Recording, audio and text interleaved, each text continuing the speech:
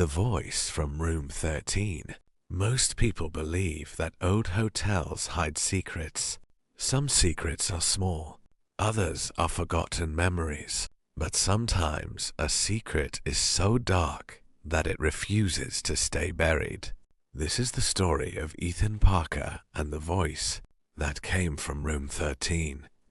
Ethan was 26 years old and worked as a travel photographer. He spent most of his time visiting small towns, taking pictures and writing articles for magazines. One autumn evening, he arrived in a quiet mountain town called Ravens Hollow. Heavy rain fell from the dark sky, and thick fog covered the roads. Ethan had planned to continue his journey the next morning, so he decided to spend one night at the oldest hotel in town. The building stood at the end of a narrow street. It was 4 stories tall, with faded walls and large windows that looked black in the rain. A wooden sign above the entrance read, "The Hollow Inn." Something about the hotel felt strange, but Ethan was tired and needed a place to sleep. Inside, the lobby was warm and quiet. A single lamp glowed behind the reception desk. An elderly man stood there reading a newspaper. He looked up as Ethan entered. "One room for the night, please," Ethan said. The old man nodded slowly and handed him a key. "Room 12, he said. Then his expression changed. "And whatever you do, stay away from room 13. Ethan laughed softly. "Why?" The old man folded his newspaper. "Because nobody stays there."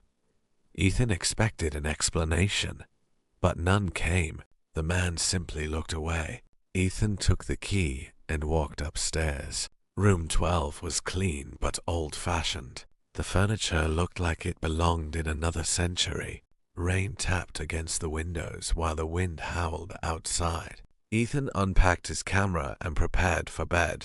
Around midnight, he woke suddenly. At first, he did not know what had disturbed him. Then he heard it. A voice. It was faint and distant, as if someone was speaking through a wall. Ethan sat up in bed and listened carefully. The voice seemed to come from the room next door, room 13. He could not understand the words, but he could hear someone talking. The voice sounded frightened. It repeated the same sentence again and again. Ethan pressed his ear against the wall. This time he heard the words clearly. "Help me. Please help me." A cold feeling moved through his body. He checked his phone. It was exactly 1:13 a.m. The voice continued. "Help me."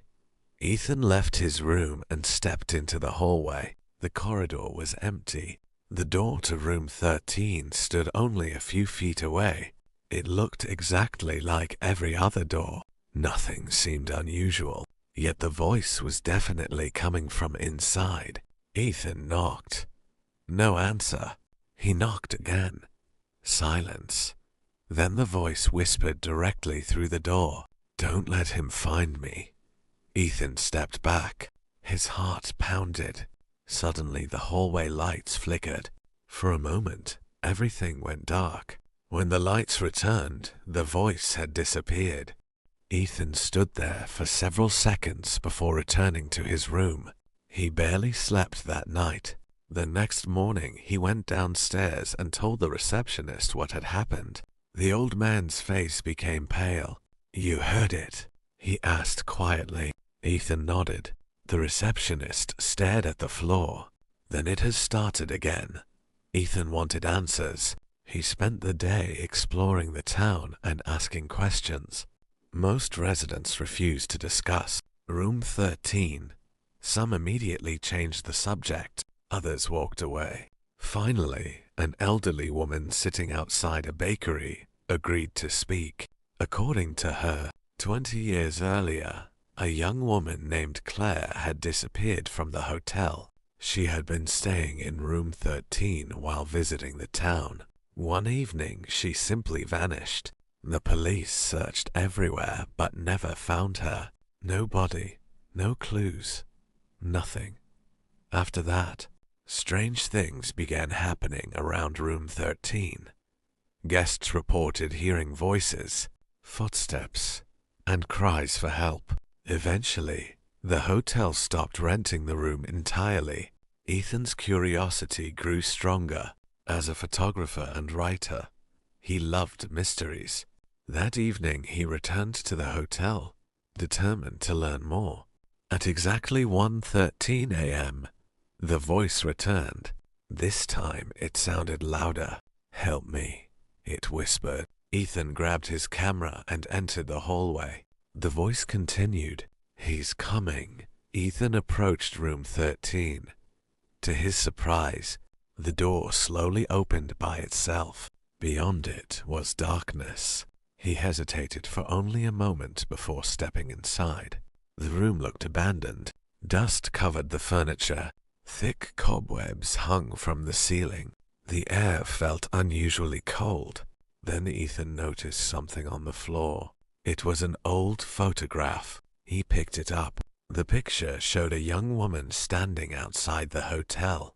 On the back was written a single name: Claire.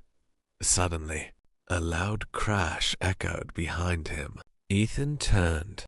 The door had slammed shut. His pulse raced. He rushed to open it, but the handle would not move. Then he heard footsteps, slow footsteps crossing the room behind him. Ethan turned around. Nobody was there, yet the footsteps continued. Step, step, step. The sound stopped directly beside him. Then a whisper filled the room. "Find the mirror." Ethan froze. The voice sounded different. It was no longer frightened. It sounded desperate. Ethan looked around. Near the far wall stood an old mirror covered by a dusty sheet. He slowly approached it and pulled away the cloth. The mirror reflected the room exactly as it appeared at first. Then the reflection changed. Ethan saw a different version of the room, a younger room, a room from 20 years ago. And standing inside the reflection was Claire. She looked terrified. She pointed toward the floor beneath the bed. Then the image disappeared. Ethan immediately moved the bed aside. Underneath was a loose floorboard. He lifted it carefully. Hidden below was a small metal box. Inside the box were letters, photographs, and a journal. Before Ethan could examine them, the door suddenly unlocked. He grabbed the box and ran back to his room. The journal belonged to Claire. As he read, a terrible story emerged. During her stay at the hotel, Claire had discovered evidence of several crimes committed by the hotel owner. She planned to go to the police, but before she could leave town, someone learned what she knew. The final journal entry ended abruptly. "If anyone finds this, he knows where I am. I hear footsteps outside my door." Ethan stopped reading. His hands trembled. The hotel owner from 20 years ago had long since died. But what happened to Claire? The answer arrived the next day. Ethan showed the journal to local authorities. Using information hidden inside the letters, investigators reopened the cold case. A search began beneath a section of the old hotel basement that had been sealed for decades. There they discovered a hidden room, and inside that room, they finally found evidence explaining Claire's disappearance.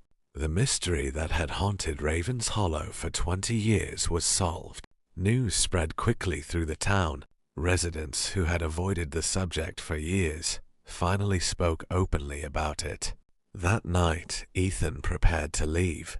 Before checking out, he walked upstairs one final time. The hallway was silent. Room 13 stood closed and motionless. Ethan listened carefully.